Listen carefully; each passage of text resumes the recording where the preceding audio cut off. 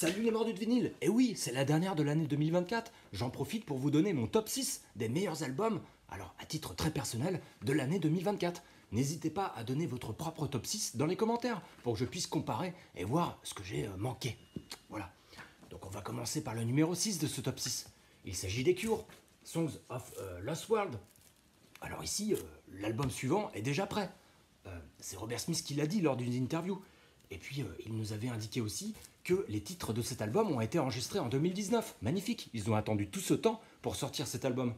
Et puis, ce que je peux dire, c'est que pendant le Covid, Robert Smith a consulté un bouquin avec des sculptures représentées en images dedans. Et donc, il est tombé sur celle-ci. Et il s'est dit, il faut absolument que je contacte le sculpteur, parce que j'aimerais bien en faire ma pochette. Et donc, le jour où il a voulu l'appeler, il a appris son décès. Et là, il s'est dit qu'il y avait une coïncidence absolument inouïe. Et donc, il a demandé à sa famille s'il pouvait obtenir les droits pour l'illustration de sa pochette. Et la famille a dit « Ok ». Et en plus, sa famille lui a même donné en main propre la sculpture en question. Une histoire sensationnelle, magnifique. Alors là, j'ai pris une version marbrée. Voilà, donc je m'interdis de prendre sur les nouveaux albums, les nouvelles sorties, des albums simples. Je veux un collector. Voilà, donc ça, c'est une règle que je me fixe. J'en achète pas beaucoup d'année en année. Là, j'en ai acheté 6. Mais par contre, il faut que ça soit du collector. Alors, vous avez le poster intégré. Ce qui m'a marqué, ce qui m'a frappé vraiment en premier lieu, c'est la voix de Robert Smith qui est absolument intacte. Il y a quand même quelques longueurs, des démarrages un peu poussifs au niveau de la partie instrumentale où ils insistent un petit peu trop à mon sens.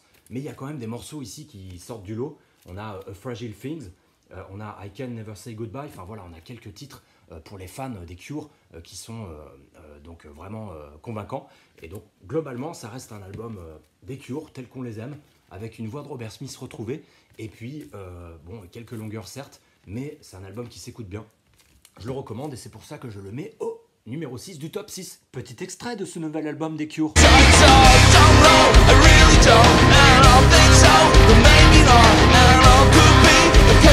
On va passer à la suite du classement avec le numéro 5 du top 6. Donc là, on est sur un Anglais, un chanteur connu pour ses abus dans les années 2000, qui désormais habite du côté du Havre.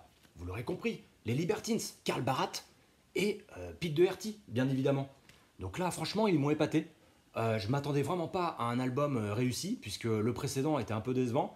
Et là, en fait, franchement, à force d'écoute, je commence à l'apprécier de plus en plus, au point d'avoir choisi une version collector Splatter, numérotée. Donc, magnifique album.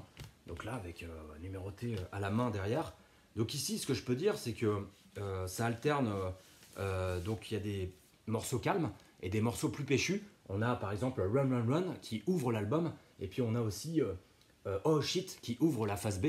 Donc là, c'est deux morceaux où voilà, c'est très électrique. Le côté punk rebelle des Libertines, donc ici est retrouvé. Et vous avez des morceaux plus calmes ici. Mais globalement, ça s'écoute bien. Il y a des morceaux passables, d'autres très bons. Et puis, ils alternent le chant. Donc, Karl Barat et Pete Doherty ne chantent pas ensemble. Ils chantent de manière alternée. Donc ça, c'est peut-être la petite déception, parce qu'on aime bien les entendre chanter ensemble. C'est rare qu'on les entende sur les refrains. Mais en tout cas, moins qu'auparavant. La pochette est très sympa. Donc ici, disque que je classe en top 5. Petit extrait pour les Libertines.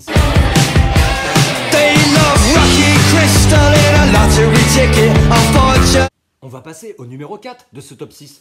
Le heavy metal, et oui, avec Judas Priest, et oui, il signe à nouveau pour venir au Hellfest 2025, le samedi, en tête d'affiche. Donc je vous avoue, je les ai jamais vus, donc ça sera pour moi l'occasion de voir donc le groupe défendre son superbe album Invisible Shield.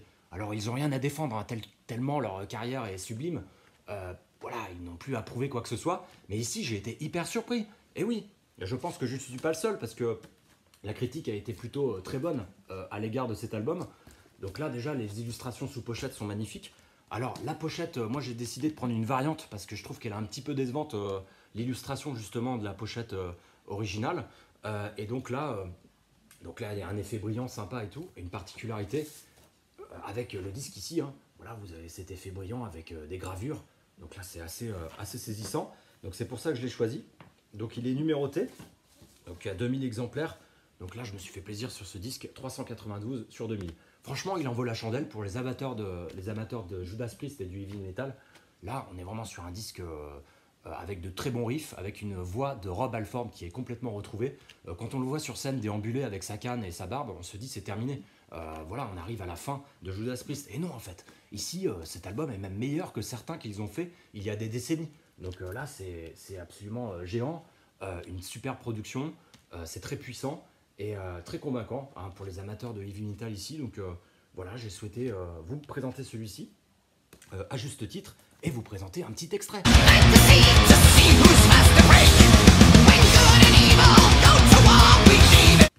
On va passer au numéro 3 de ce top 6. Et oui, toujours dans le registre heavy metal, avec le leader d'Iron Maiden. D'ailleurs, on a appris que Nico McBrien, le batteur d'Iron Maiden, prenait sa retraite sur scène. C'est assez triste parce que c'est un mec qui est vraiment attachant. Après, ça fait quand même quelques années qu'on se dit mais comment ça se fait qu'il tient encore debout? Ouais, c'est un peu le bout en train du groupe. Hein.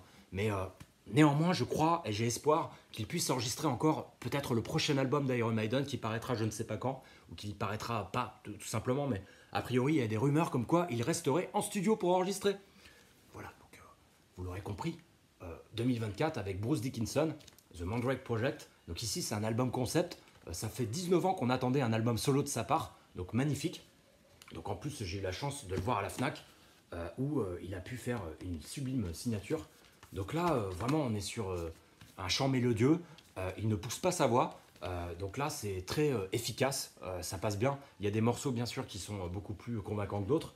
Et puis en plus, là, j'ai pris une version vinyle coloré bleu. Voilà, donc pour bien sûr la cerise sur le gâteau, on va dire.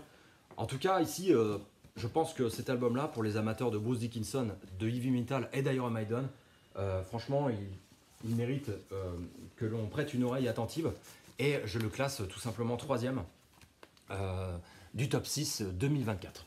Voilà, petit extrait de Bruce Dickinson.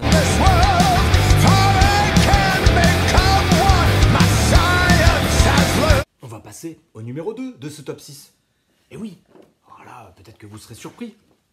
En tout cas, ça fait plusieurs fois que je l'écoute celui-ci et je suis convaincu.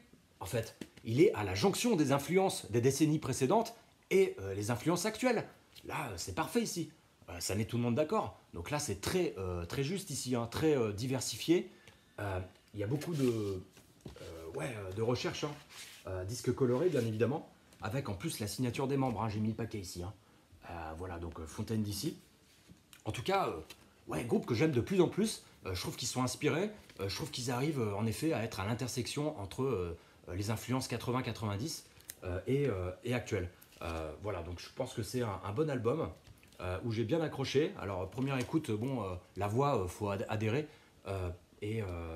Mais au niveau sonorité, etc., parfois il y a du Massive Attack, voilà, c'est très riche, vraiment, en termes de contenu et d'influence, encore une fois. Donc celui-ci, je vous le recommande. Hein. Numéro 2, voilà, numéro 2, donc ça veut dire que je le place quand même relativement haut dans mon estime pour l'année 2024. Et je vous conseille, pour ceux qui ne le connaissent pas, de prêter une oreille attentive à ce disque. Petit extrait de ce nouveau Fontaine d'ici.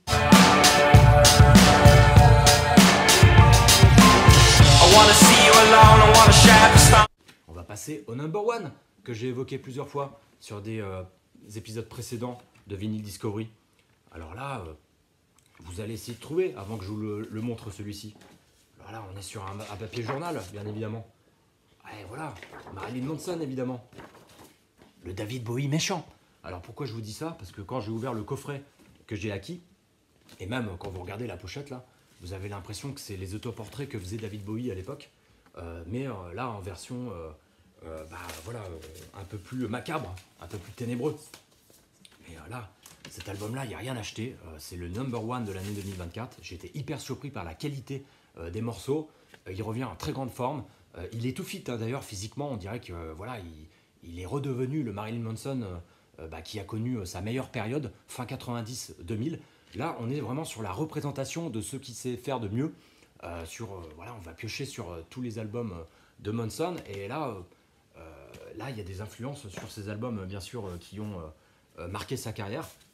Et en plus, à l'intérieur du coffret, donc vous avez des autoportraits. C'est pour ça que je vous disais qu'il me fait beaucoup penser à un David Bowie méchant. Et puis, vous avez ce coffret magnifique qui s'ouvre sur le côté. Précommande sur Nuclear Blast, rapidement sold out. Donc c'est pour ça, hein, aujourd'hui on vit dans une époque où on a la possibilité de précommander des albums, donc il faut avoir le pif. Mais si vous sentez bien quelque chose, en général le prix de départ est toujours le prix le plus faible, puisqu'après la cote n'arrête pas d'augmenter. Mais faut pas hésiter, parce que parfois on a des éditions numérotées, colorées, avec des signatures, ou alors on a des beaux coffrets avec des suppléments. Donc là, faut pas hésiter.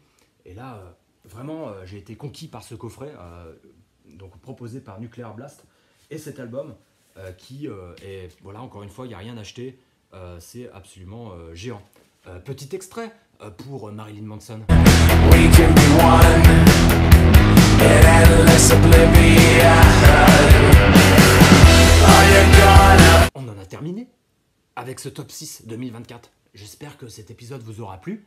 Et surtout, pour le nouvel an, quand tu conduis, bois du jus de fruits. Eh oui, évidemment. À l'année prochaine, les mordus de vinyle. Et puis, portez-vous bien, faites bien la fête, avec modération. À bientôt.